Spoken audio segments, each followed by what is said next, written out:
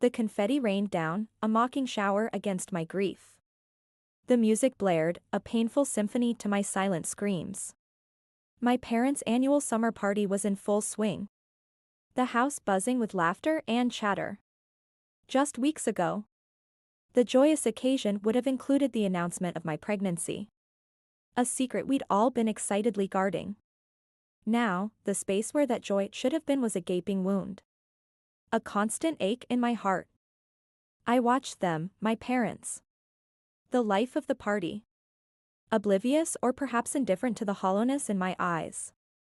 Mom, radiant in her floral dress, danced with Dad. Their faces lit with carefree smiles.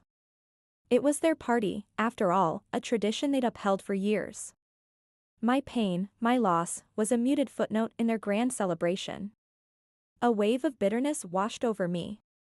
Had they even acknowledged my miscarriage beyond a cursory, "So sorry, darling?"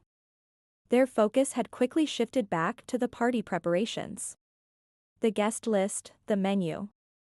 It felt like my grief was an inconvenience. A cloud threatening to dampen their festive spirit.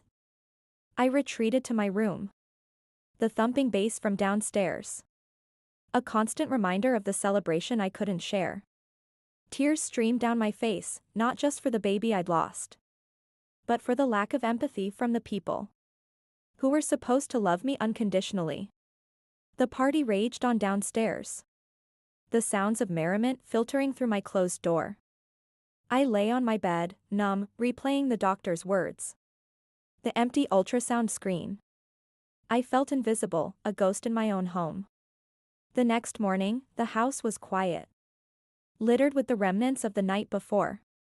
My parents were still asleep, exhausted from their revelry. I quietly packed a bag, a small overnight case. I wouldn't leave a note this time. Instead, I placed a small, neatly wrapped box on the kitchen counter, right next to the stack of thank you notes they planned to send. Inside, nestled in tissue paper, was a single, wilted white rose.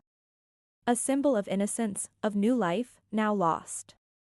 The silence surrounding the gift would be deafening, forcing them to confront their insensitivity without a direct confrontation. As I walked out the door, I could almost hear their voices. Their concerned inquiries. But this time, their concern wouldn't be for me. It would be for themselves, for the disruption I'd caused. Let them decipher the meaning of the wilted rose. Let it prick their consciences more sharply than any words could. I booked a flight to a quiet coastal town. A place where I could breathe, grieve, and heal without the noise of forced celebration.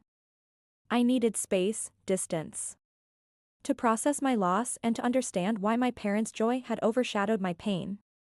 The wilted rose was my parting message. A silent scream in the quiet of their post-party morning.